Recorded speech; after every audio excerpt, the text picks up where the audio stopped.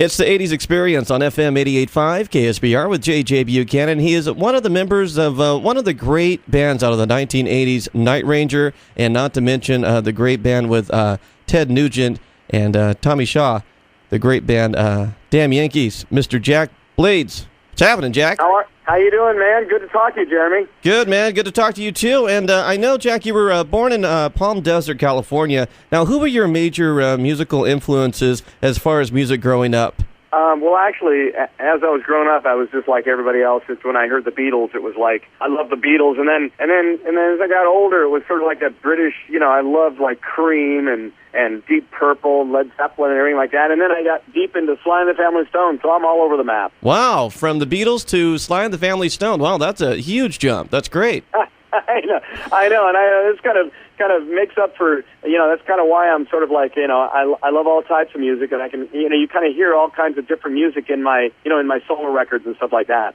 Right, and you brought so many great influences of yours to the band Rubicon. How did you meet up with Jerry Martini? Well, it was funny. I was in Southern California. I was living in Palm Desert at the time, and one of the sax players of Sly and the Family Stone had a nightclub in Palm Springs, and I met up with him there.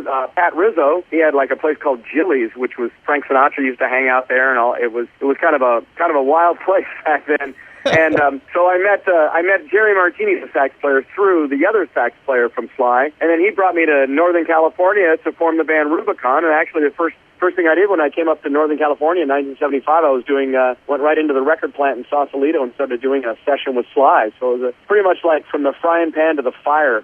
Wow, that's pretty damn quick, Jack. That's really quick. Yeah, and it's been a great rock and roll ride ever since.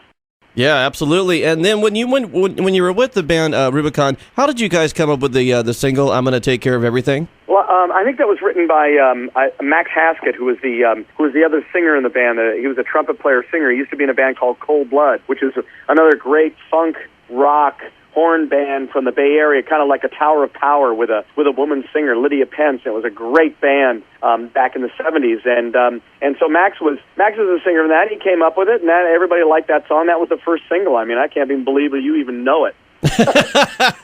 Come on, Jack. I got to do my homework, man. We got to do my homework. Shocking.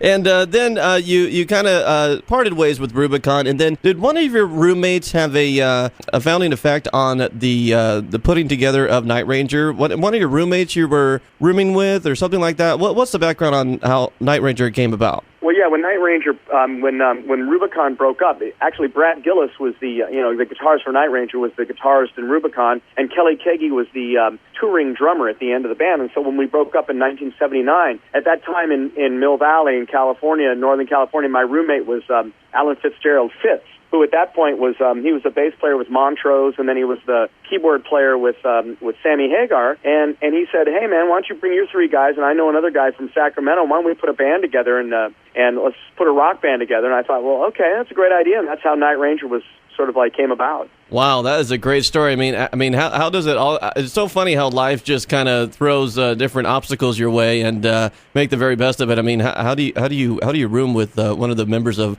Montrose? That's just great. That's a great story. Yeah, it's funny how it happens. You never know when one door gets closed, the other one opens up. I thought when Rubicon ended, it was a tragedy. It was the same thing when Night Ranger broke up in 1989. I thought it was the worst thing on the planet. And like 5 days later, I was on a plane to New York and hooked up with Tommy Shaw and Ted Nugent. The next thing we know, that weekend, Damn Yankees was born. How did Night Ranger get signed to Boardwalk Records? Well, Night Ranger was sort of like, we started writing songs and playing some shows and everything like that, and we were basically passed on by every record company on the planet like twice. Mm-hmm. It was pretty funny. We just kept plowing away. We knew that we needed some guy, somebody. We just needed one person to say, "Look, yeah, I'll take a shot with these guys," and we knew that we had the goods. That we had a kick-ass American rock band. Right. 2 guitars, 2 lead singers, 2 lead guitarists, and everything like that. And finally, one guy believed in us at Boardwalk Records, which was the same label that had Joan Jett and the Blackhearts. They had just come off with I Love Rock and Roll, so they had some cash, and they saw our band, and they signed us, and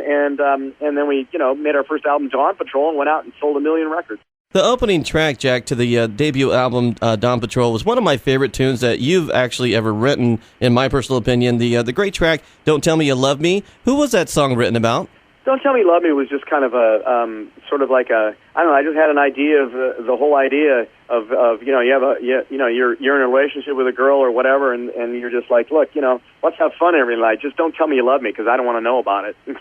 Just like, I mean, come on, man, let's just move on to the next thing. You know, when you're in your 20s, it's like, yeah, right, okay, yeah, love, whatever. Okay, next, just don't tell me you love me. I don't want to know. You know, and that's kind of where the song came about. The song Sing Me Away, another great song off of Dawn Patrol, and you collaborated with Kelly Kagi on that track. Now, how did you guys collaborate on that specific tune? Well, at that time, we were working for my mother-in-law. She had a florist in San Francisco, and we were going around delivering flowers to, like, you know, weddings and bar mitzvahs and all this kind of stuff. And Kelly had this idea for this chorus, you know, sing me away, sing me away. Yeah, but Kelly always, you know, he always needs to be he needs to get a little prodded a little bit to get, you know, to finish up something. So we sat down and I said, "Come on, let's finish that song. Let's finish that song and teach it to the band." So we sat down not sat down, but as we were driving around in this florist van, we would just write the lyrics and, you know, write the words down, and we came up with the verses and the chorus and kind of put the whole song together.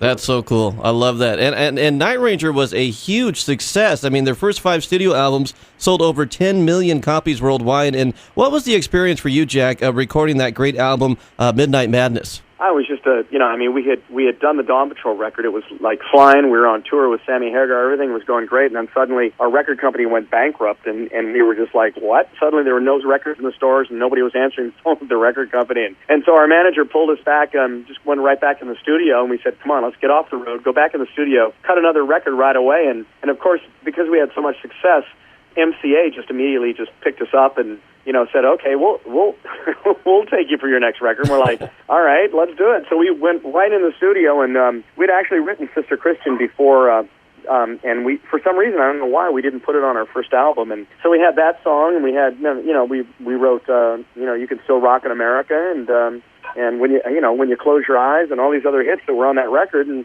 so we immediately went in, cut the record, and then went right back out on the road again. And just kind of how did you guys come up with the staple song, Sister Christian? What's the background story on that tune? Kelly wrote that song. It was about our drummer, Kelly Kagi, wrote it and sang it, and it was basically about his sister, Christy, who was grown up in a small town in Oregon. And just kind of like her life experiences, basically? Yeah, like cruising up and down the street and, you know, motoring, what they called was motoring and stuff like that. So that's kind of where that all came from.